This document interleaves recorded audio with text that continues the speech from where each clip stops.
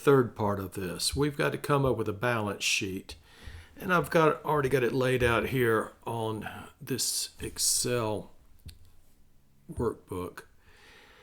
So remember that the balance sheet is going to include all the assets, all of the liabilities, and let's just clean that up. Equity. That's the owner's equity.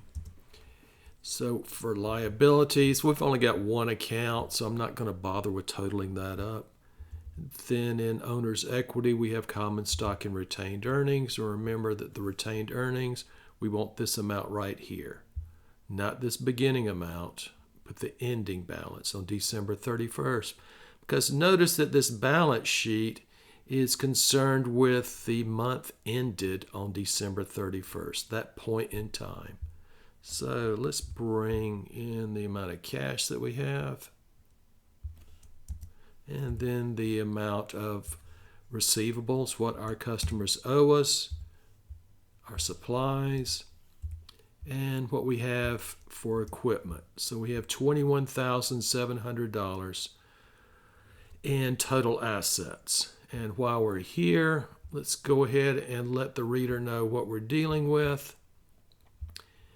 We're dealing with US dollars in this account, so we denominate the first one in a column and then the last one. We come over here to accounts payable. We want to denominate that also. So that is going to be equal to that $6,000 right there.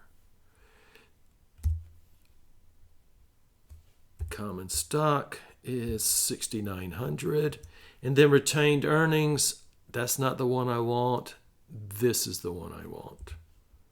That ending balance in the statement of retained earnings, fingers crossed. Whew, came out right.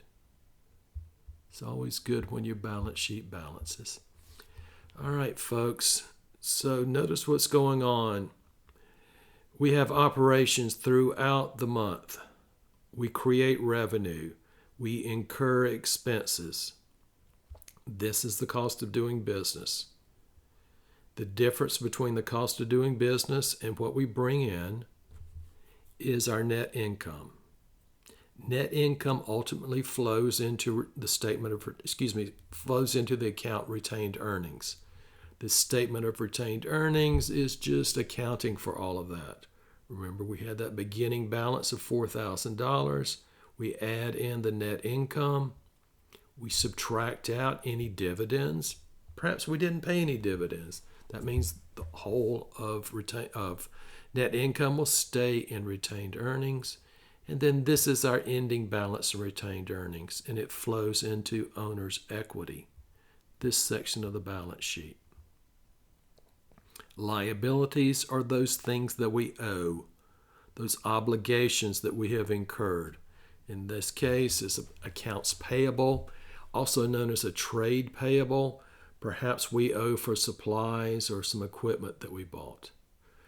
The counterpoint of accounts payable is accounts receivable. That is when we have sold something or done something for our customer and they still owe us money. It's the left and right of each other. Cash is cash. Cash is always going to be an asset. Supplies is an asset. Supplies are things that we use up during the normal course of operations. Equipment tends to be a long-lived asset, meaning that it's going to last for more than 1 year. And we'll get into that in subsequent chapters. All right, I hope this helps you, and until we meet again, take care.